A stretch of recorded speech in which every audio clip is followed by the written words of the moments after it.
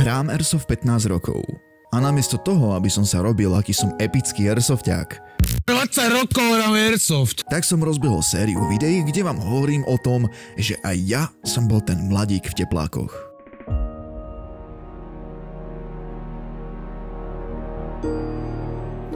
Každý si zažil iné zážitky. Sú medzi nimi špatné skúsenosti, ktoré by si radšej nikdy nezažil. Sú medzi nimi dobré skúsenosti, na ktoré veľmi rád spomínaš. Ale tie najdôležitejšie sú tie, ktoré v tebe rezonujú dodnes. A je ti iba ľúto, že už ich nikdy nezažiješ.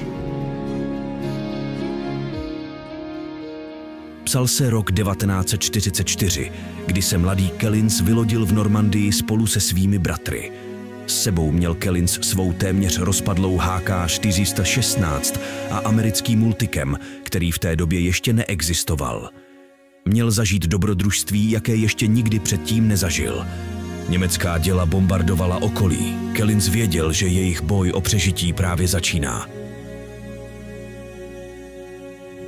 Bol som súčasťou Airsoftovej akcie, ktorá sa odohrávala počas druhej svetovej vojny.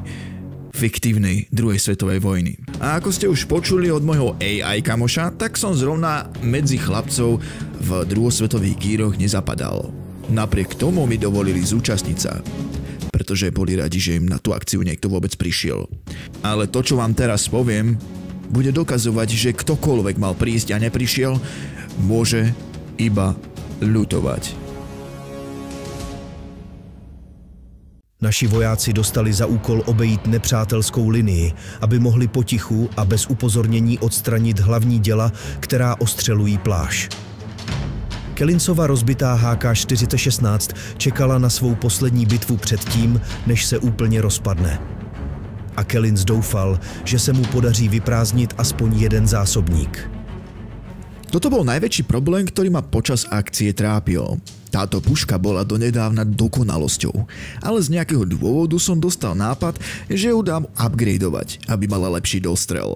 Od tej doby sa kazila každým výstrelom a jej životnosť bola horšia než životnosť puberťaka v BNV. Napriek tomu som bol odhodlaný pušku použiť v boji, ktorý sa práve pred nami začal odohrávať. Německá Wehrmacht je na ně čekala na hranicích lesa, kde byli naši hrdinové zranitelní. Nicméně Kellins a jeho bratři byli tvrdí a odhodlaní. Protihráči oblečení vo full nemeckej výstroji po nás strieľali s ich eroticky krásnymi MP40 a kárkami. Guličky lietali všade okolo nás a my sme sa nemali skoro kde skryť. Našťastie, tam bolo pár kráterov, ktoré kedysi spôsobili tankové míny, pretože sa tam za komunizmu testovala technika. Našli sme si teda krytie medzi krátermi a malými krikmi, ktoré ich jednodžaulové plúvatka nedokázali zdolať. Avšak potom prišiel problém, pred ktorým nás ani tento skromný obranný prvok nezachránil. Začaly se ozývat mocné výbuchy z okolí, což značilo problém, který si oběti ponesou sebou. Naši hrdinové v takovém okamžiku nevěděli, jak se zachovat. Na jedné straně kolem nich létaly střely a na druhé přicházel soudní den v podobě airsoftových minometů, které mířily přímo na ně. Jak se naši hrdinové zachrání? Ako isto chápete, neostávalo nám nič iné ako rýchlo jednať. A to pochopil aj môj kolega, ktorý začal na ramba kropiť Nemcov, ako by boli tie gule zadarmo. Nastavil som si teda svoju pušku na full auto a opatrne, ale rýchlo som vyliezol z krátera, aby som začal kropiť nepriateľov. Na základe chaosu, ktorý sme vytvorili, mohli moji spolubojovníci jednať. Polovica z nich mi pomáhala kropiť chlapcov, trasúcich sa v nemeckých uniformách a druhá polovica flankovala nepriateľov z boku. Avšak stále tu bol ten minomet, ktorý bombardoval okolie. Navzdory tomu, že naši hrdinové čelili hrůze Wehrmachtu, minomet si vyžádal svou daň.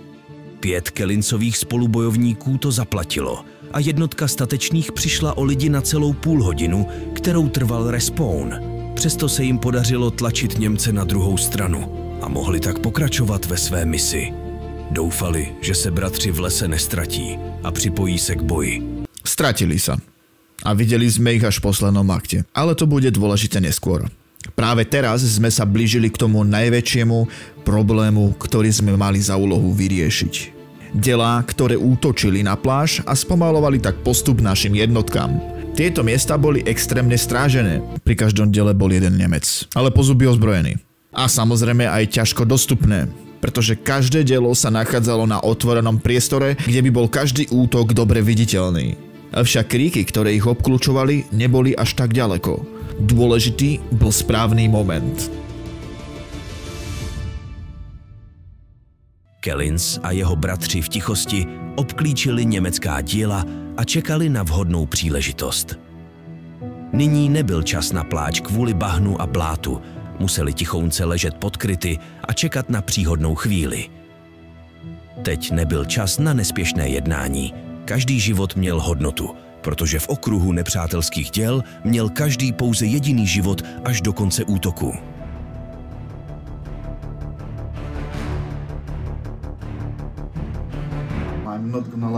Nebudu vám lhát, ten okamžik si budu pamatovat celý život. Vzpomínám si, jak jsem ležel vedle mého kamaráda Tomáše a pamatuji si, jak říkal: Kellins, nestřílej ze své zbraně. Bál se, že se mu pokazí v průběhu boje, protože byla téměř rozbitá. A pak jsme slyšeli ten zvuk. Bylo to jako...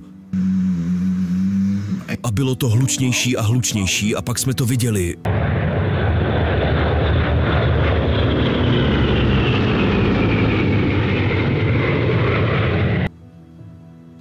Tři vojenská letadla letěla nad námi.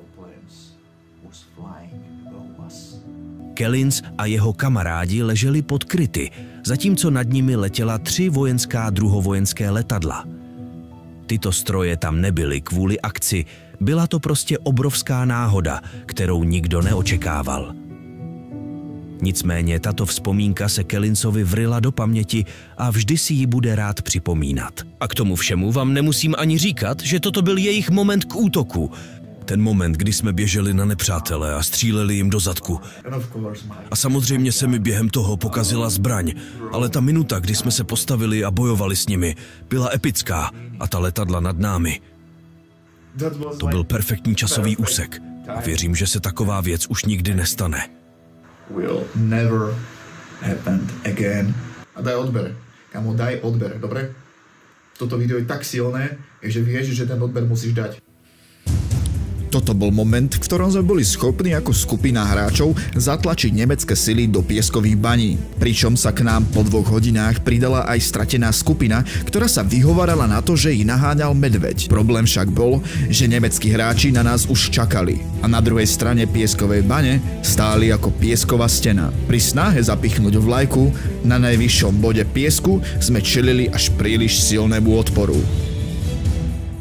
Kellins a jeho kamarádi bojovali statečně, nevnímajíce únavu a bolest nohou. Spoušť stiskli na doraz a zasypávali nepřítele střelami. Dokonce i Kellins přešel na svůj HK-416, který teď místo plné automatické střílel jednotlivě v minutových intervalech. Přesto bojovali až do konce. Boj sme prehrali, ale o víťazstve to byť nemusí. Nehovorím ti to ako klišé, ktoré sa hovorí, aby sa človečík necítil hlúpo. Ale spomen si z môjho vyprávania, čo som zažil. Presne o tom to bolo. A o mnoho inom. A to sa dozvieš vo videu, ktoré som pre teba pripravil na obrazovke. Príbeh ešte ani zďaleka nekončí, chefe.